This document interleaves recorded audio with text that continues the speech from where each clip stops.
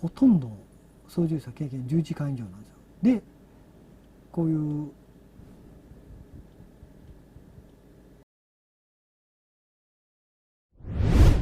こんにちは、猫と時の時です。今日はですね、ドローン操縦者としてやっぱしこの話題がかなり盛り上がってるというか話題になってますけど、やはりその法改正ですね。で一応なんかいろいろと調べると政策会議っていうのがあって、そこでいろいろなんか議論されたらしくて、でまあとりあえずこれをちょっと見ていきましょうか。でさらっと見ていってね、ちょっといろいろ考えながら考慮しながら、ね、将来のこともいろいろと考えていきたいなと思います。ではまずこれですね。なんか10待ってね、12月の10日か、今年の令和2年12月10日にまあ行われたみたいで、これをちょっと見ていくと、まあこんな感じでドローンに関するこれまでの経緯と課題、ドローンによる有人地帯での目視外飛行レベル4ですね、実現に向けて。レベル4っていうのが要するにできない状態らしいんですよ。でまあそれを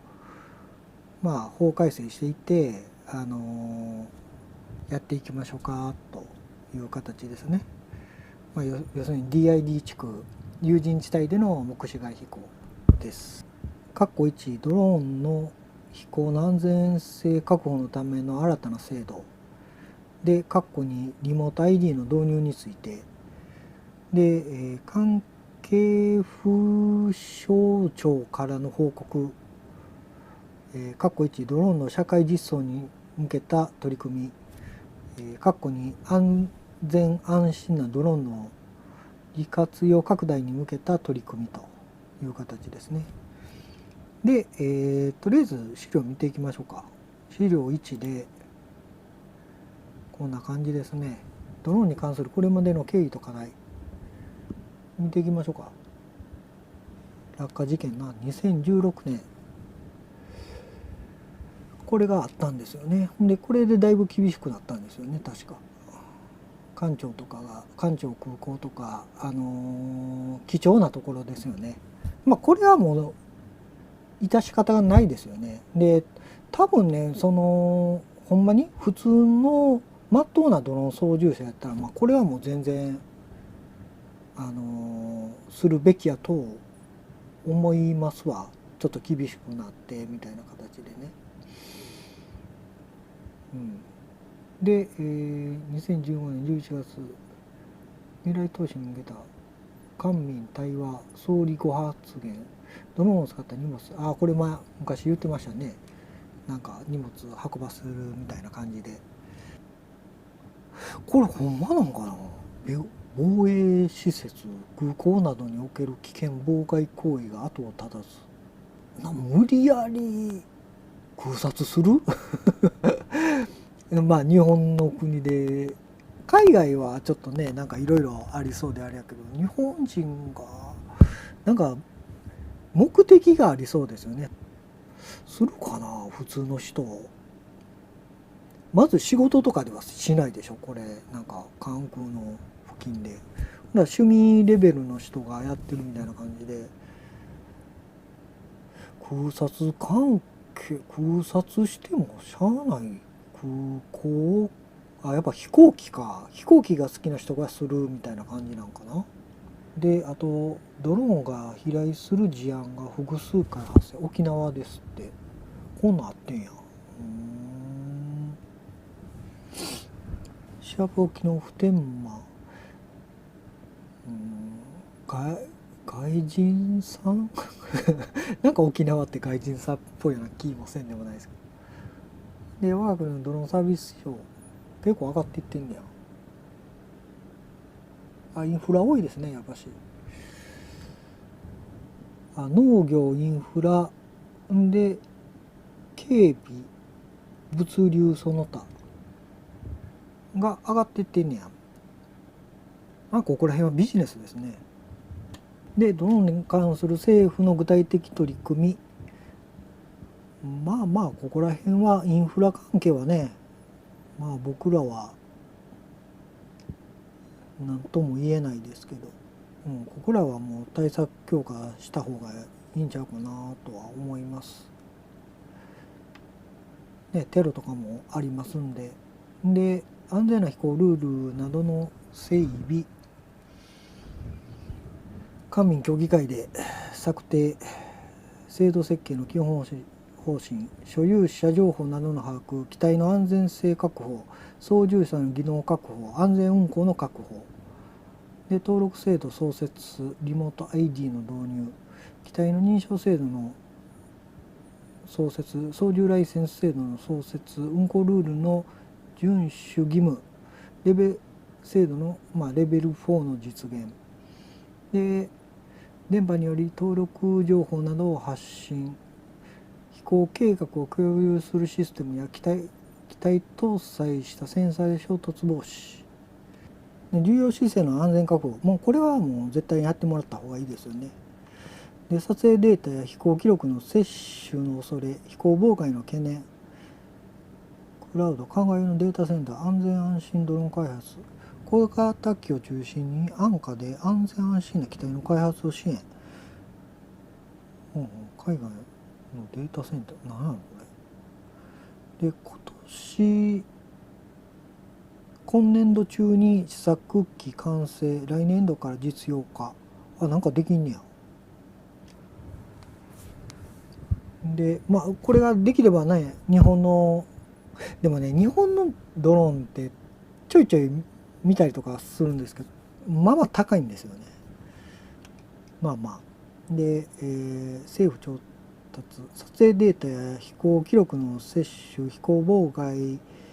などにより工業の安全、秩序維持などに関する業務への支障の恐れ、政府関する方針を明確化。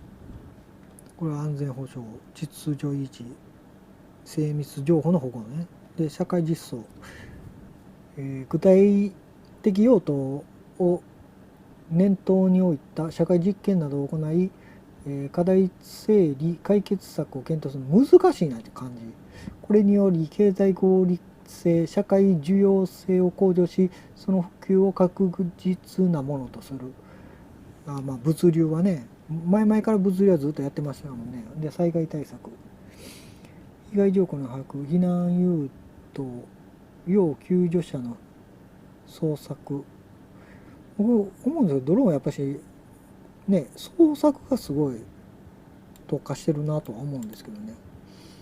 で、警備、一定のエリアを巡回し、侵入者、車両などの監視。これいいですよね。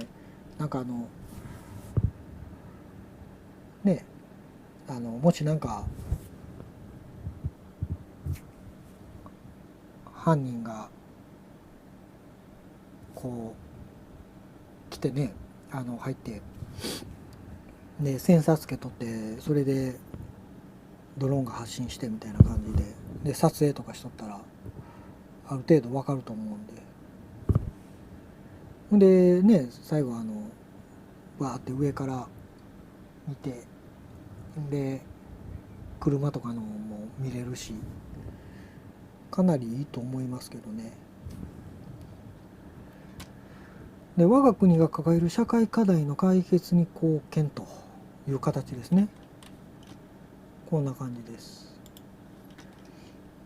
で、資料2か。で、ドローン飛行の安全性確保のための新たな制度について12月10日、これですよね。無人航空機ドローン飛行の環境整備、それから承認制度、登録制度、こんな感じですよね。ちょっとね、僕これあんまり見てあんまりよく分かんないんですよ、実は言うと。また後で言いますわ。で、これが無人地帯でレベル1、目視内での操縦飛行が空撮と、レベル2が目視内の自立飛行での農薬散布ですね。で有人地帯の、橋梁点検ですね。であと土木の測量とかで、3が目視外、ここから目視外ですね。目視外でレベル3で、無人地帯における目視外飛行、遊民ですよね。こんなんはもう全然やっていった方がいいと思うんで、で今回のなんかそのメインになっているのがレベル4で、有人地帯における目視外の操縦ですよね。目視外飛行ですよね。でこれが今現在ダメらしくて、これを飛行可能になると。要するに都会で、まあ、郵便物とかそんなんなってくると思いますけど、それを飛ばそうみたいな感じなんでしょうね。確かにこれちょっと難しいですよね。人の上結構あれなんで、まあ後でちょっととりあえずざーっと安全性の方の機体の、まあ、認証制度と操縦者の、証明制度やって、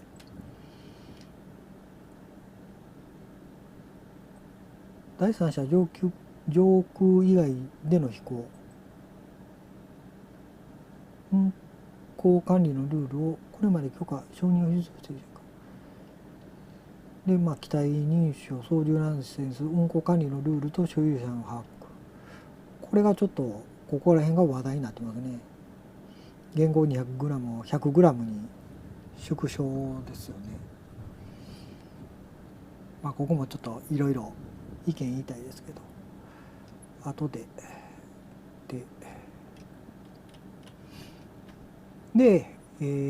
今度は資料3、リモート ID。リモート、まあこれはあれですよね。リモート ID で機体が把握できるっていうことです。これもねちょっといろいろっていうところもあるんで、一応あれなんですよね。でラジコンとかもなるみたいですね。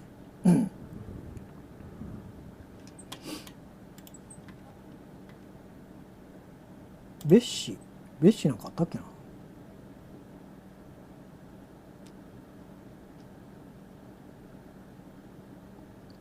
細かいことでしょうね。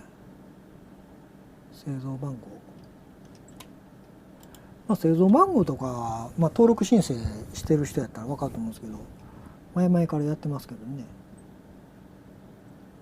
で資料4、ドローン社会実装に向けた取り組み。あ、こんなんなかったんちゃうかな。あったっけな。なかったよね。あったなかったなかったあった。課題整理解決などの検討を進める。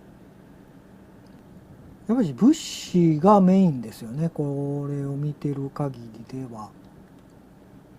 この表はいまいちよくわからない。物流、医薬品物流、ここ農作物部。北海道とここ神奈川県やって。なるほどなるほど。で人口が減ってると。人口が減ってるからもうドローンで配達しようって、お金かかるからもうドローンでしようって言ってるんですよね。で大分県竹田市の実況、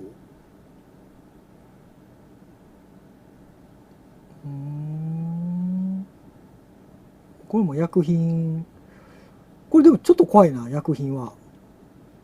大丈夫なんかな。なんか自分の上に薬品ぶわ降ってきたら怖い。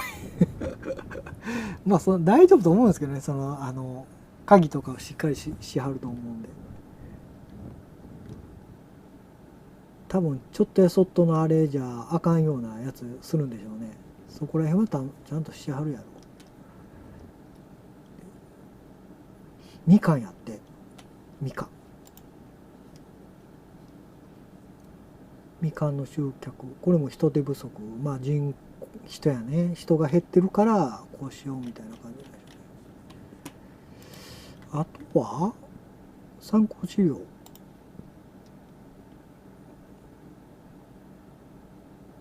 まあこれは今までちょろちょろ言ってた詳細ですよね。こんな感じです。ではでは、まずはまあこれも先ほど言ったように安全安心はやっといてもらった方がね、全然テロとかもあるんで、これですよね。これはまあええか。とりあえずこっちやな。これやね。これがちょっとね、僕物申したいんですけど、これね、意味がわかんないんですよ。まず、目視内での操縦飛行レベル1、無人地帯での空撮、まあ僕らが結構してるんですけど、これってどういうことなんですか？モニターで見ても目視内になるんですか？そしたら。なんでか言ったら目視外の空撮がないんですよね。それとも、モニターで見て目視外になったらこっち側になるんか、書いてないだけでね。この表自体がちょっとわからないでしょ、これ。ちょっとわかんないんですよ。だから多分やけど、多分ですよ。モニターで見ても目視内になるんかな、この意味合いで言えばね。だってこっち側がもうレベル3レベル4になってるからちゃうんかな。それともいや目視外になったらそのモニターはもうこっちやなってもそれがちょっとよくわかんないですよね。僕サラリーマンとかも今授業してますけど、サラリーマンとかもやってましたけど、こんな表を作成したらやり直せって怒られてますよ多分平社員の時やったらでこれもまた謎なんですよ。いきなり橋梁点検で出てきたでしょ。で橋梁点検ってもしかしたら僕そのインフラとかあんま知らないんですけど、橋梁点検が多いんかな。でまたね、その点検でなぜ橋梁点検だけなのここ。それが不思議でしゃあないんですけどね。いろいろ点検ってあるじゃないですか。建物の点検とか。もう結構建物の点検はよく SNS とかでなんか投稿されてるんでよく見るんですけど、あんまり橋梁点検って見ないですよね。でこれレベル1で比較的どう言ったらいいんですかね、まあ簡単な部類になるんでしょうね。でもこれってね、多分ドローン操縦者さんやったら分かると思うんですけど、結構これ難しいような気もせんでもないんだけどそのものに対して近くに行くと結構危ないんですよ。で風とかあとなんか下手に電波障害とか発生した時によう当たってますから、バーンってで墜落したりとかするんで、なかなかこれ危ないとは思うんですけどね。なんかそのレベルのあれがも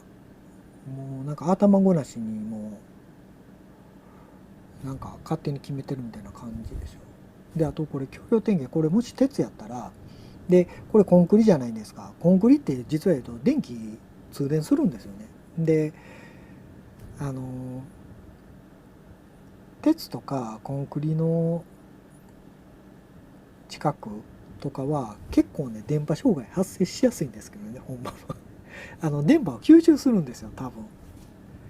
でそれで電波が結構ねおかしくなったりとかするんで、ほんま言うたらちょっと、あれなんかなとか思いながら、レベル1でええんかなとか思いながら、まあ多分そのレベル1なんか操縦飛行やからとは思うんですけどね。それかまああれちゃいますかね、建築関係のまあ忖度ちゃいますかねよくわかんないです。であとレベル2が農業散布、まあこれも分かりますわ。農業散布結構なんか難しいみたいですね、いろいろと。で土木の測量とかですね。であとレベル3がこれはもうやってるみたいですね、無人の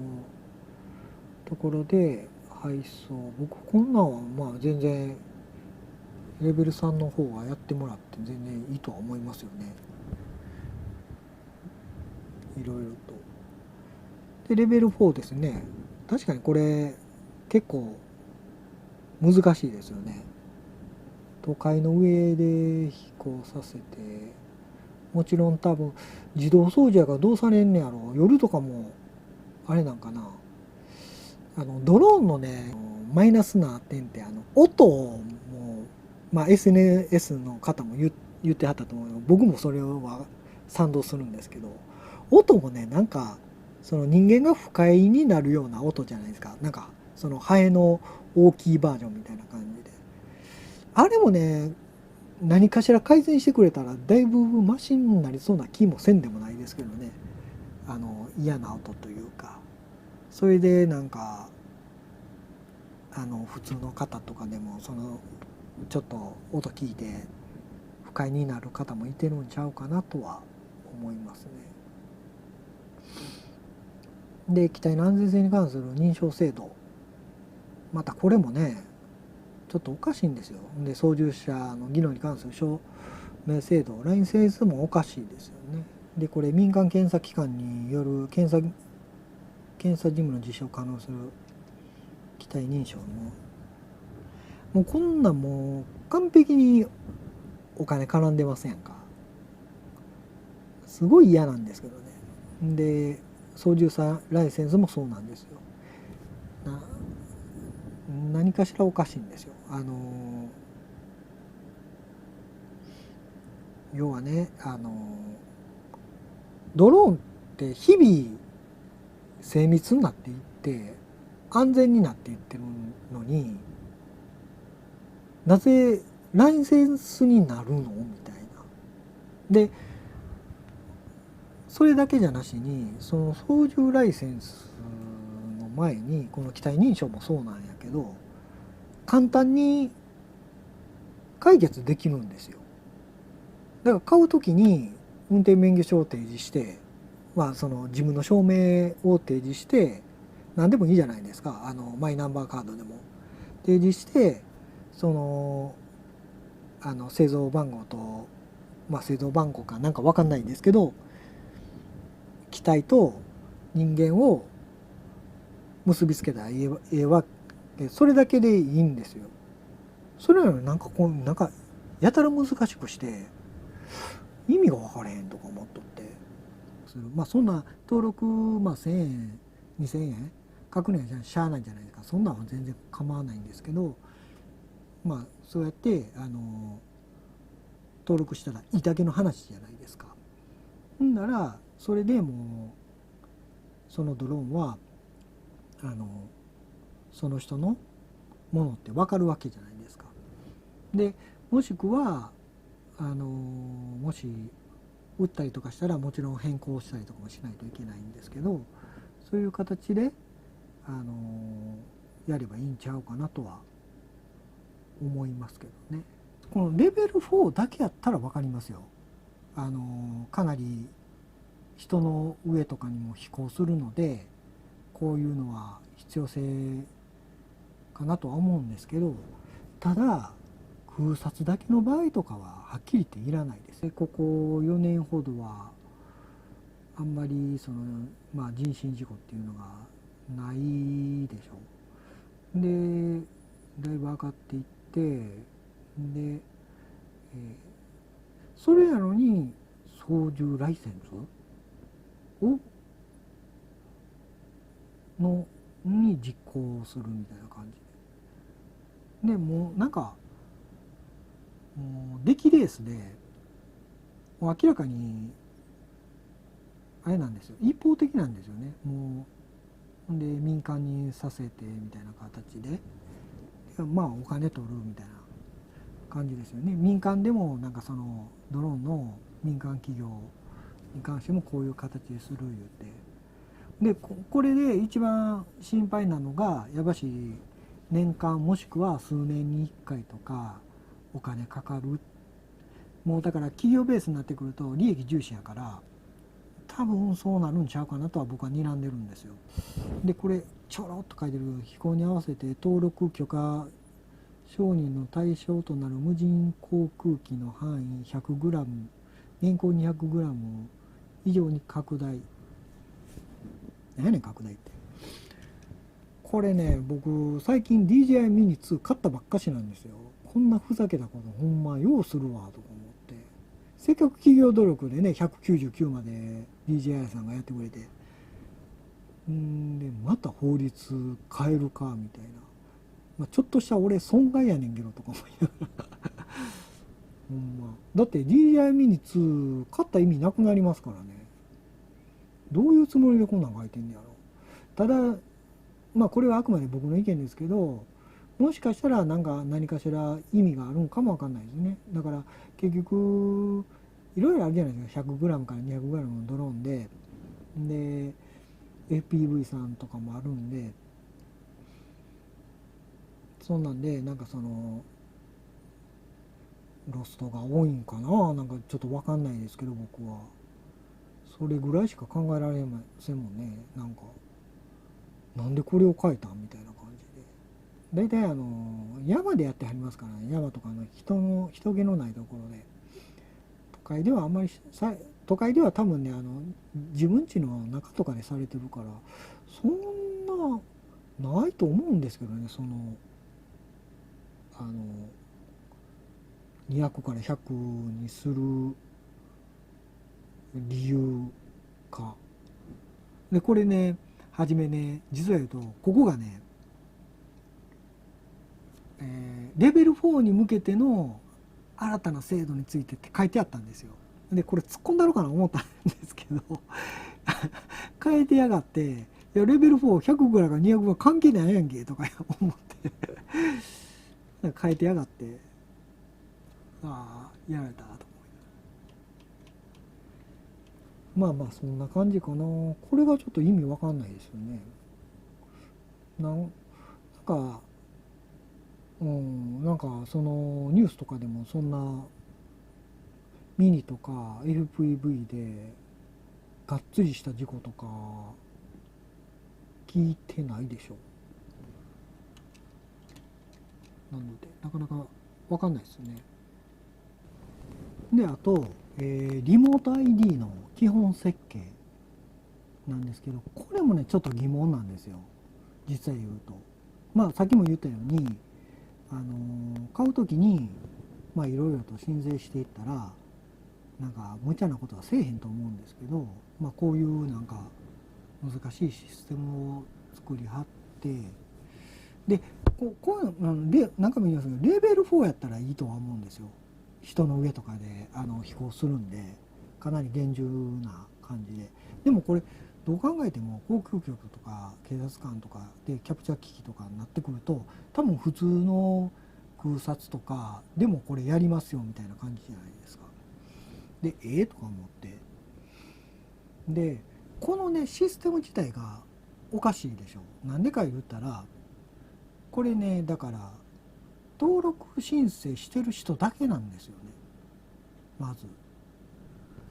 だから多分ね、僕登録申請してる人なんか真面目な人多いから、結局真面目な人の揚げ足取りなんか事故した時の揚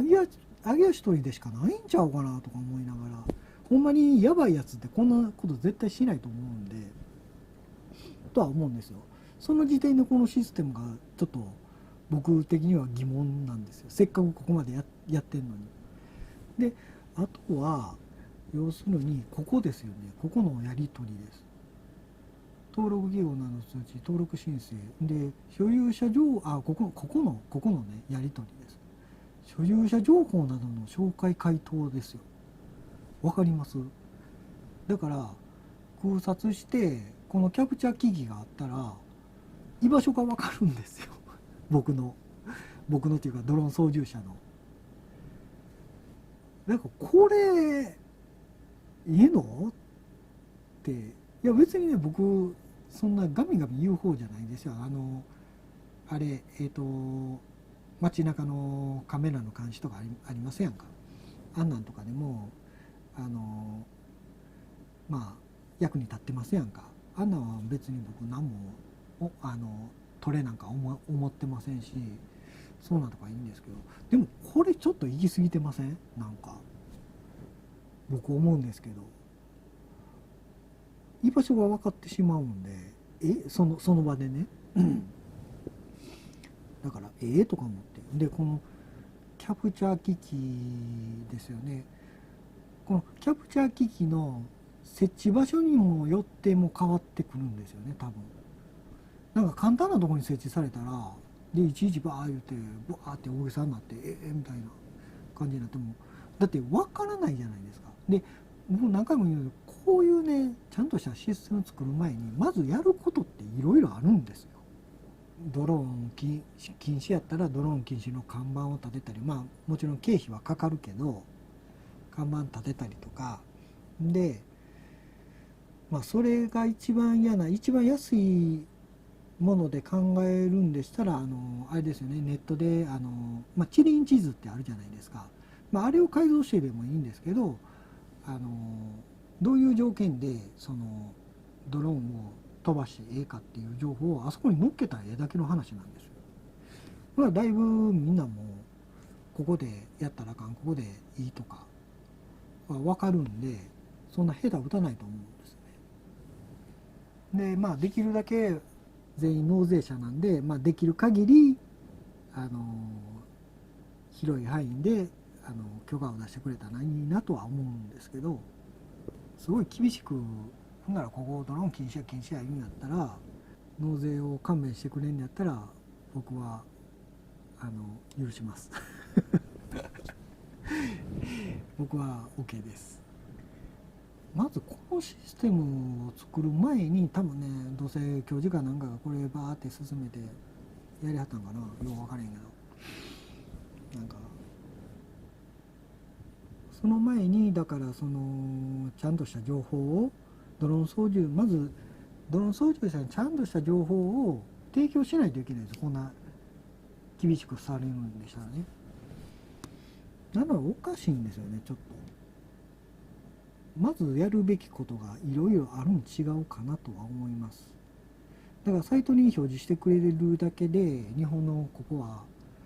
絶対ダメとかあったら、それを書いといてくれたら行かないじゃないですか。でこの登録申請する人も絶対行かないですよ、真面目な方やからと思うんですけどね。見てる限りなんか結構やっちゃってる人、外人さんが多いらしいですけどね。外人さんが多いっていうことは、ほんま言うたらその国の指導が悪いっていうことまあまあ、そうそう、結局ライセンスにしてもで、なんでライセンスにすんねやっていう話で、結局はまあ車の免許を見てもらったら分かると思うんですけど、ライセンスにしても、車なんかライセンスにしても人を何千人と、年間何千人と死んでるじゃないですか。それでなんでライセンスするのかいまいちよく分からないですけどね。それやったらまず運転、車とかの方をどうにかしたら、そっちの方が命大切なんで、こんな年間今のところ死亡者も出てないようなドローンやのに、なんでこんないきなり法改正をするのかなと。こういうことをする前に、まずやっぱり一番心配なのがみんな墜落と思うんですよ。で墜落に関していろいろと改善すべきじゃないんかなとは思うんですけどね。こういうこの前に人を死なさないため、また不可抗力で加害者にもなる可能性があるわけじゃないですか。保険入ったらええっていうわけじゃないでしょ。保険は事故じゃないですか。だから墜落に関していろいろとこの落ちるスピードで感知して音を重くそ大きく鳴らすとかで、あとまず簡単なできることで言えば、でもう一つはそれ落ちるスピードを感知して緊急停止した時に、エアバッグらしきものをするとか、あとはもしくは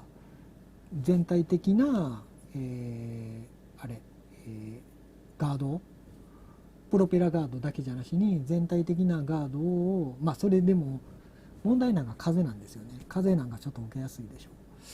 う。なんかその風の受けにくい全体的なガードをつけるとか、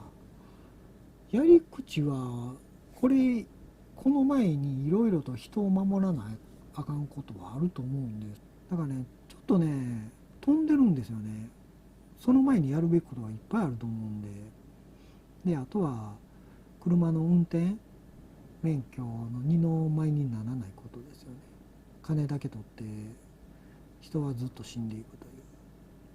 間違えてんのかな。なんか全部あれでしょ、全部ライセンスにしてしまうとね、人のせいに全部なってしまうんですよ。それが怖いんですよね。今までやったらドローンが墜落して、で操縦じゃないのにドローンが墜落したら、ドローンが悪いわけじゃないですか。でなるけど、今後ライセンスとかになったら結局なんか自前の点検を怠ったとか言ってわけのわからんことで人のせいになったりとかするんで、それが怖いんですよ。で一応ネットで調べると、今年の無人航空機に関する、事故とかトラブルですねがいろいろあったんで紹介します。これ農業関連、やっぱり空中産業結構ね、やっぱりビジネスが多いんですよ。空撮事業者、農業多いな。やっぱりあれね、ドローンで下に積んどるから重さとかで結構ね操縦難しくなってるはずなんですよ。で、空撮事業者ですね、大体もうで全部物損なんですよ。大概個人やけど、これ山発動機やから多分あれや農業やっぱしあれやね、ビジネスですよね。行政権がやっとるね。帰還せず山中に紛失さ後日機体が発見された。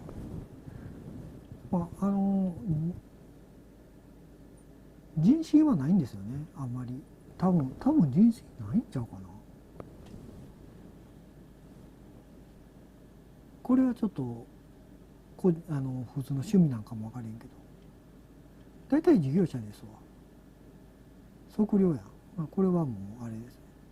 ね。登録がビジネスが多いっていうのもあれなんですけど、やっぱりビジネスどうしてもね、趣味とかやったら人がいないところで空撮できませんか。でも仕事って別でしょ。だからね、ビジネスと趣味も分けてますけどね、大体許可申請ってあれビジネスでしか取られへんからね。趣味でも取れるんですけど、趣味はね、その日その場なんですよ、確か。で個人あったね。黒沢さん、これはもしかしたら照明ボール、えらいとこにあれやな、黒沢してるの。これはもうしゃあないよ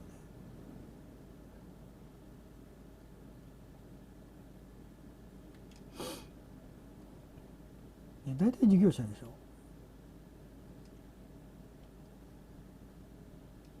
これは個人、大体事業者です。農業多いな、やっぱし。ヤマハ。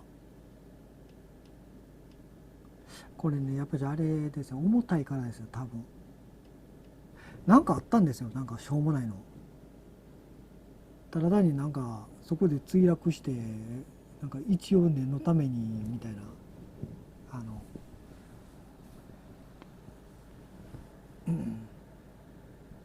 念のために報告したみたいな感じ。しょうもねえとかもや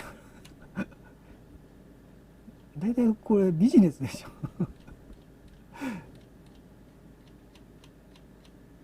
ほんでね、またこれでもまた言いたいのがあれなんですよ。わかります？これ操縦さん操縦経験は10時間以上、ほとんどなんですよ。まあここはないですけど、ほとんど操縦者経験10時間以上なんですよ。でこういうどういったらいいですかね、まあ事故やトラブルが発生していると、物損ですけど、ということはですよ、まあまあだからライセンスが必要やっていうのもあるかもわかんないんですけど、僕はその逆と思ってるんですけどね。操縦上手い人が要するにやってはるじゃないですか、ほとんどで事故してるわけじゃないですか。だからライセンスの意味あるかっていう話なんですこれは僕正直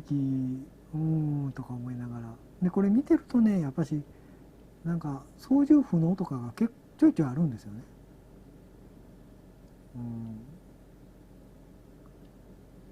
だから一概に人のせいでもないとは思うんですけどね。そこら辺はちょっと僕詳しいこと聞いてないんで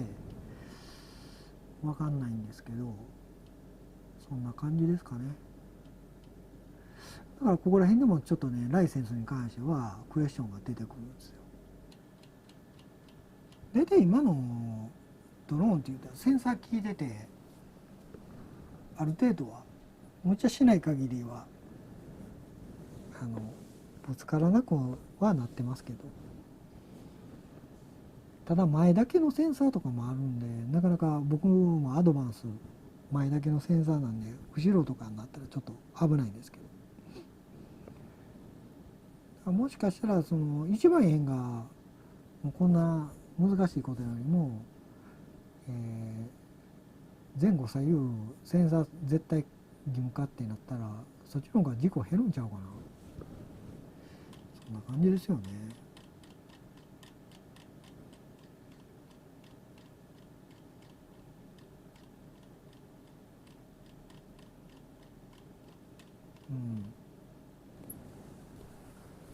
だから結構ね、こういうところとかでもそのいろいろ考えていくと疑問が出てくるんですわ。難しいところです。でこの許可承認の多いでしょう、ありあり。だから大体DID 地区なんですわ、やっぱし。で DID 地区ってね、たまに電波障害とかも発生してるんで、だからそこら辺が問題なんですよ。だから根本的な解決ではないんですよね。分かってもらえるかな、これ。この事故に関しての今回の改正、ちょっと飛んでるんですよね。ちょっとおかしい、そんな感じですね、僕からすれば。僕の経験上でもちろんそうじゃないかもわかんないですけどね。それはちょっと僕さっきも言ったように詳しいこと聞いてないのでわからないんですけど、ただ僕はそうなんちゃうかなとは、それ以前に何かやるべきことがあるんちゃうかなとは思います。以上、猫とおとぎの時でした。グッドおよびチャンネル登録よろしくお願いします。